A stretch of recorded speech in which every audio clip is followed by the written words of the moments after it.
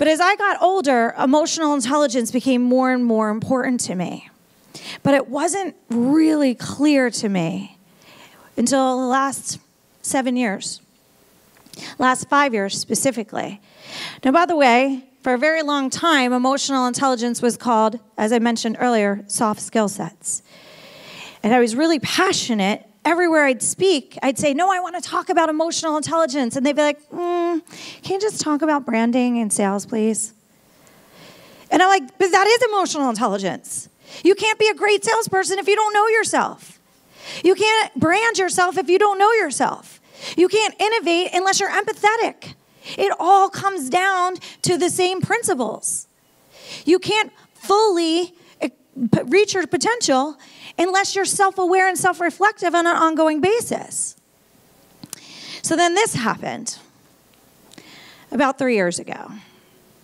Emotional intelligence is the key ingredient to success on the front cover of the Harvard Business Review, and this was like a birthday present that never stopped giving since.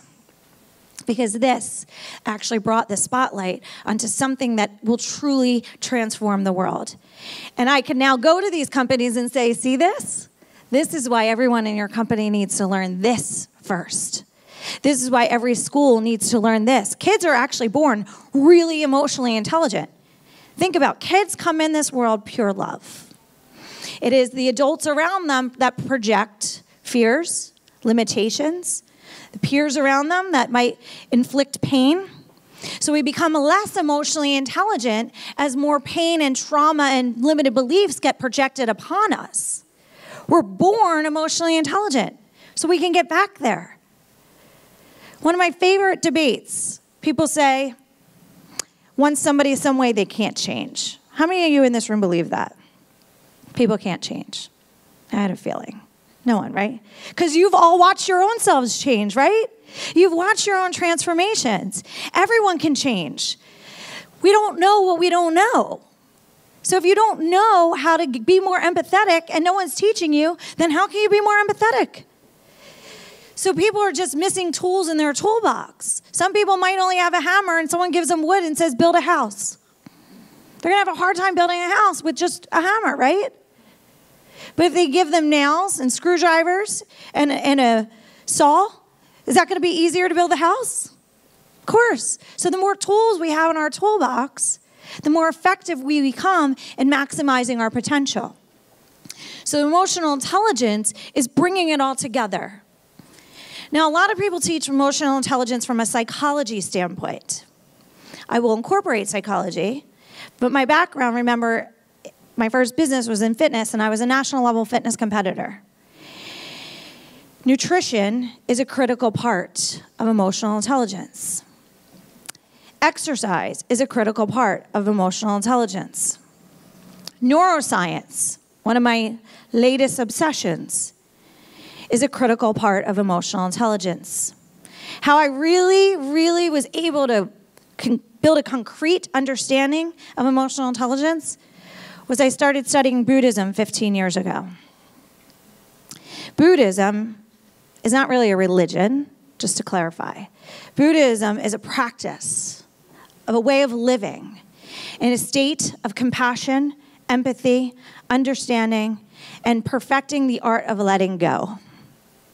That's what emotional intelligence is. It's just a lot harder for us to walk into a company and say, hey, can I teach some Buddhism for a while? But if it sounds like psychology, people feel more safe with it.